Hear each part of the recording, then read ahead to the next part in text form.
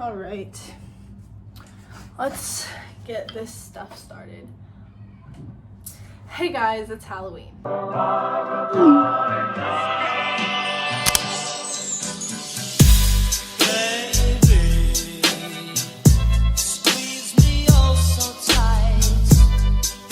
Hey guys, welcome back to my channel. It's Birdie, and today I'm going to be doing a bootcamp question and answer video. I've gotten a lot of questions on my Instagram and in my comments about what bootcamp was like for a female, so I'm going to be answering some of those questions. But we're going to start out with the first 3 days of bootcamp. So basically, when you're done with the yellow footprints, you're done with the phone call home, you sit in a class and they take care of all this admin stuff, like getting you to sign paperwork, getting your picture taken for your military ID, and basically getting you inputted into the system as a Marine Corps recruit. You will literally be in a classroom for 3 days, sitting there trying to not fall asleep, and you won't sleep. You'll stay in the same clothes, you'll eat 3 meals a day in that classroom. Whatever you do, do not fall asleep. Try not to fall asleep. Sometimes it's impossible. You'll see people nodding off. Just try not to fall asleep because they come in randomly and check on you and you will get screamed at. Either way, you're gonna get screamed at, but just try and make it not about you. You'll meet your actual drill instructors on the upcoming Friday, and it's called Black Friday. They'll give you their spiel on who they are and what their goal is for your time there. And the next thing is I, me, my. Referring to yourself as I, me, and my are not a thing. At boot camp, you will go by this recruit in third person for the whole time you're there. So instead of saying I need to use the bathroom, you'll say like this recruit requests permission to use the restroom. So for females, hair is a large point of pride for female Marines. You will make sure that your hair somehow looks flawless every single day, no matter what you're doing. Through PT, through rain, through drill, all of that, your hair will look flawless. You will never have time to do your hair unless it is after lights out are called. So when it's time to go to bed, the drill instructors go away.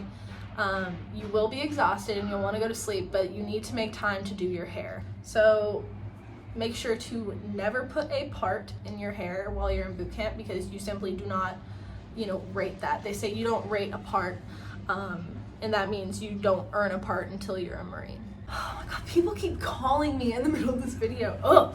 Make sure to be the loudest person there. Be loud and be fast, that's all. You're gonna be running everywhere, and if you're not running, you're fast walking or almost running. You should never be walking. You should just never be walking. Get that through your head in the first couple of days you're there, so the drill instructors see that you really want this and that you're really trying. They will still pick on you. However, be the loudest and fastest, and they really won't have anything to worry about when it comes to you. There's a lot of people that shut down. They just physically shut down when they get yelled at.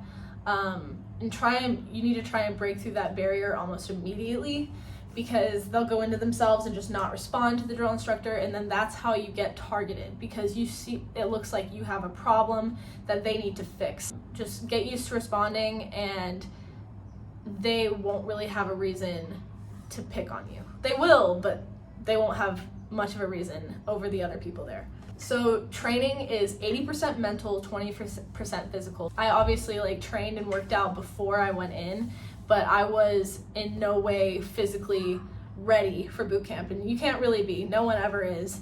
But your body will do whatever it tells you to do. If you have to run 3 miles, you will run the 3 miles. If you have to do something, your body will do it. You are able to do it. It's just your brain that's stopping you. So as soon as you get it in your head that it's a mental game instead of a physical game, it gets a lot better. I got a lot of questions about the fitness tests and people being scared that they're not going to be ready for it, they're not going to be able to do it, but your body will do it as long as you want it to. So as long as you tell your body to do it, your body will do it and you will complete the fitness test. So don't worry about it physically.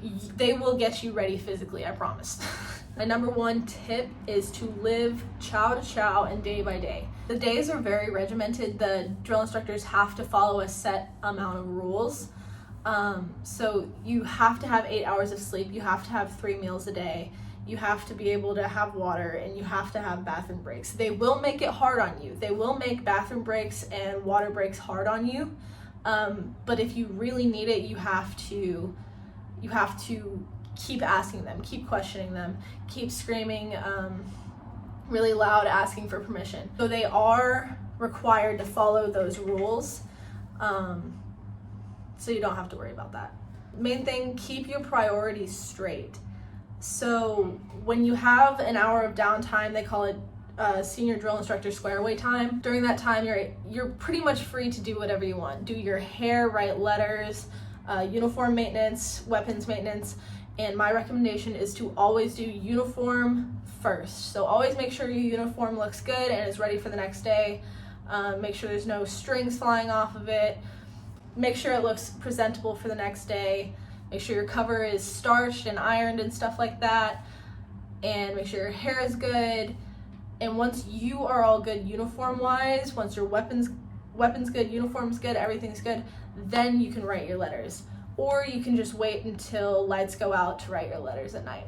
You're not allowed to write letters after lights out, but we all found a way to do it. Once the drill instructors see that you really have your priorities straight and that you're trying, you will kind of take the focus off of you, and it'll put it on to these other recruits that aren't prioritizing, what's necessary. So you're probably gonna hate everyone in your platoon. That's okay, it's completely normal, because you're going to constantly be punished because of other people, because of other people's mess ups, and it's all a part of the process. But you really need to find a battle buddy that you can stick with to help get you through. My boot camp buddy was Monty. Her full last name was Montgomery, but I called her Monty, and we stuck together from, MEPS.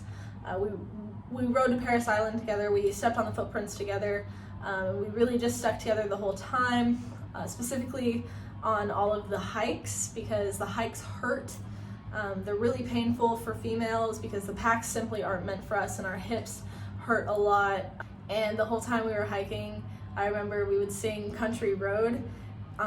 Everyone else would be screaming like knowledge and Marine Corps history and stuff like that, but we would scream Country Road just to keep our mind off of how much pain we were in and how much we hated doing what we were doing. And we got in trouble for it a lot, don't get me wrong. We got in trouble a lot. Don't do that unless you can handle getting in trouble. But she is the sole purpose. I got through every single one of those hikes, and I am so grateful for her to this day. So Monty, thanks so much. You're the reason I'm a Marine. You will be physically fatigued the whole time you're there. The whole time your body will feel weak. You'll feel like you can't do any more, that you can't run any faster, you can't go farther on the hikes, that you can't do any more pull-ups, but I promise you, you can. The whole time, everyone else is feeling the same thing you're feeling, so keep going and just push through it. It's part of that mental barrier that you have to break. In order to break through that barrier, you have to keep going. There was many times where I thought that I was going to just collapse, but at that point, I would have rather collapsed than quit. So they train you to never quit and to always keep pushing.